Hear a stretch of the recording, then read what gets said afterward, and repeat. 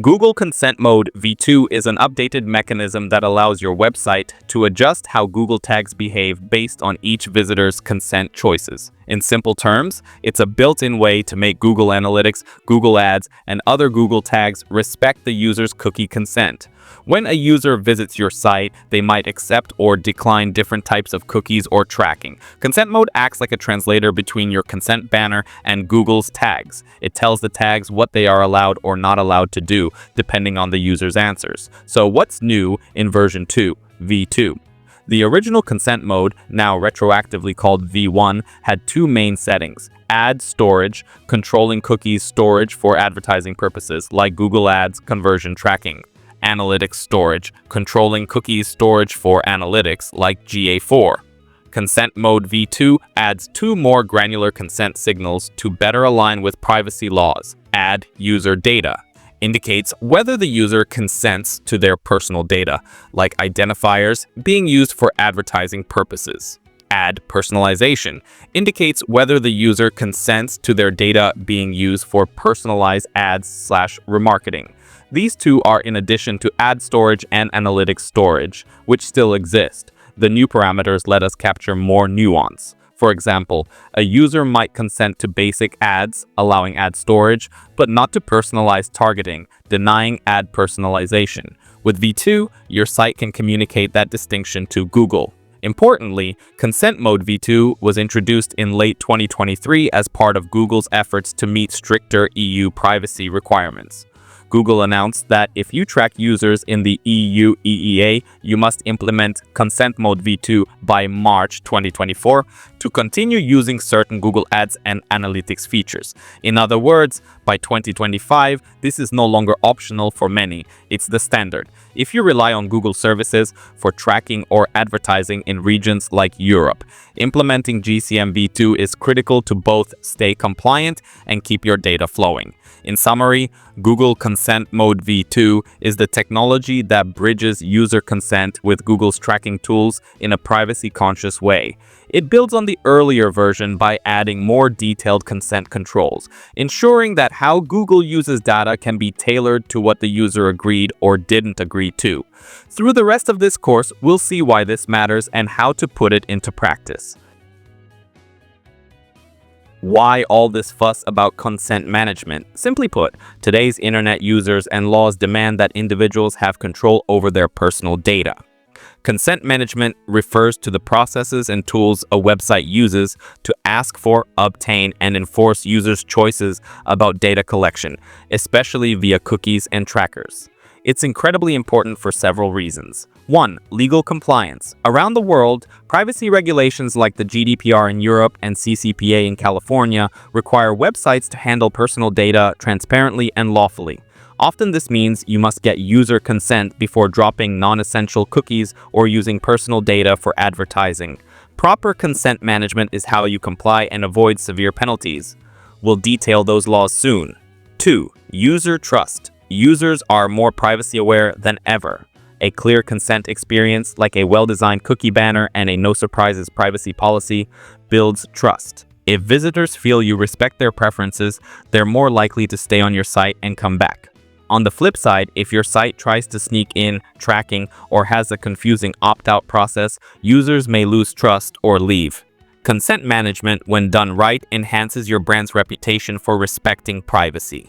3. Data quality. Surprisingly, managing consent properly can improve the quality of your analytics data. How so? When you only collect data from users who agreed, you know that those data points are collected ethically and won't need to be deleted later due to legal challenges. Moreover, Google Consent Mode, especially in advanced mode, can help fill gaps by modeling data for those who didn't consent, meaning you can maintain useful insights without breaking rules. Essentially, consent management helps balance maximizing data and minimizing risk. 4. Avoiding disruptions. Companies like Google are now enforcing consent requirements strictly. If you ignore consent management, you might find that certain Google services simply stop collecting data from your site.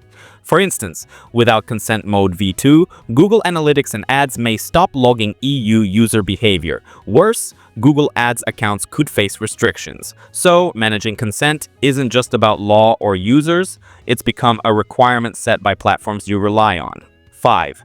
Ethical responsibility. Beyond laws and business, there's an ethical dimension. As a site owner or marketer, giving users a choice respects their autonomy. It's the right thing to do to ask, are you okay with us tracking this info for ads analytics? And then honor that choice. Over the long term, an ethical approach aligns with where the web is heading. User-centric and privacy first. In summary, consent management is important not only to avoid fines and legal trouble, but to maintain user trust, ensure uninterrupted analytics ads functionality, and uphold an ethical standard in data practices. As we proceed, keep these motivators in mind. They explain why features like Google's consent mode have become essential tools for modern websites. Now let's talk about what actually happens when you implement Google Consent Mode on your site. How does it change the behavior of Google Analytics and Google Ads and related tools when a user has or hasn't given consent? Essentially, consent mode ensures that Google's tracking adjusts dynamically to the user's consent status, which in turn affects the data you see in analytics and the capabilities you have in advertising. Here's the high-level picture. When consent is granted, if a user accepts, say, all cookies or specifically allows analytics and ad cookies, then Google tags function normally. Google Analytics can set its client ID cookies, e.g. @, and track the user's session in detail. Google Ads tags can set cookies, like GCL-AW, to attribute conversions and build remarketing lists. In this scenario, your analytics reports will have full fidelity data for that user, and your advertising campaigns can use the data, e.g. adding the user to an audience for remarketing or using their conversions for smart bidding. Essentially, consent granted means business as usual for tracking, when consent is denied or not given. If a user opts out of analytics and/or ad storage, consent mode kicks in to restrict what Google tags do. For analytics, analytics storage denied. Google Analytics will not store identifying cookies or use local storage. Depending on the mode, it might either not send any hit at all in basic mode or send a minimal anonymous ping in advanced mode. For ads, ad storage denied. Google Ads and marketing tags won't read or write advertising cookies, so no third-party cookies or identifying info.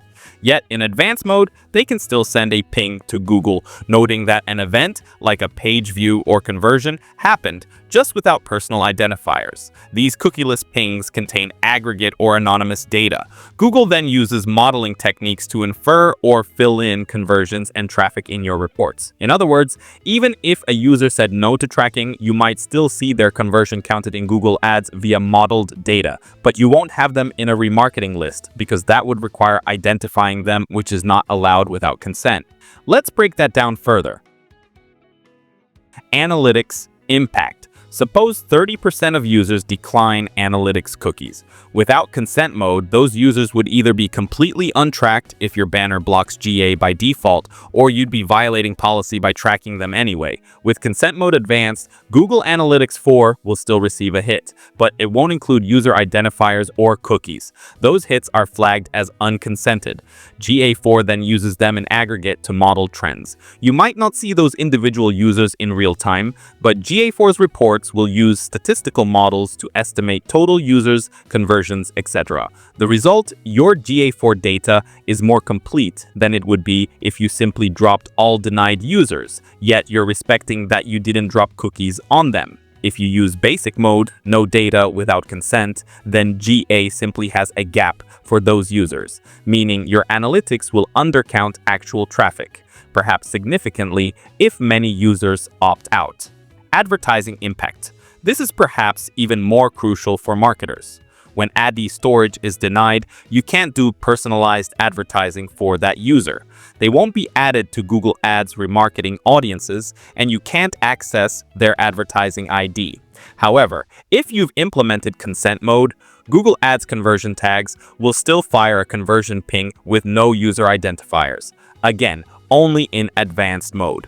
Google can match these pings in aggregate with ad click data using things like timestamp, IP in a privacy-safe way, and then model conversions for campaigns. The upside? Your Google Ads reports won't lose all credit for conversions from users who opted out.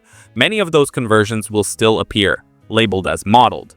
The downside, you cannot do things like frequency capping or exact user retargeting without consent. And if a large portion of your users opt out, your remarketing lists and lookalike audiences shrink.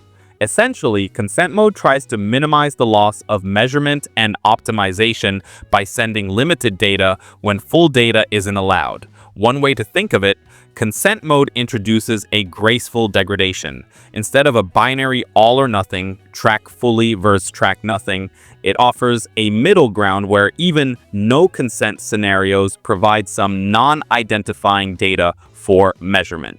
This helps you maintain continuity in your analytics ads performance while still honoring user consent preferences. We should note, however, that unconsented data is not used for everything. Google uses it primarily for aggregate modeling, not to show you individual user behavior. In summary, consent mode profoundly affects analytics and advertising by gating the use of cookies and personal data based on consent.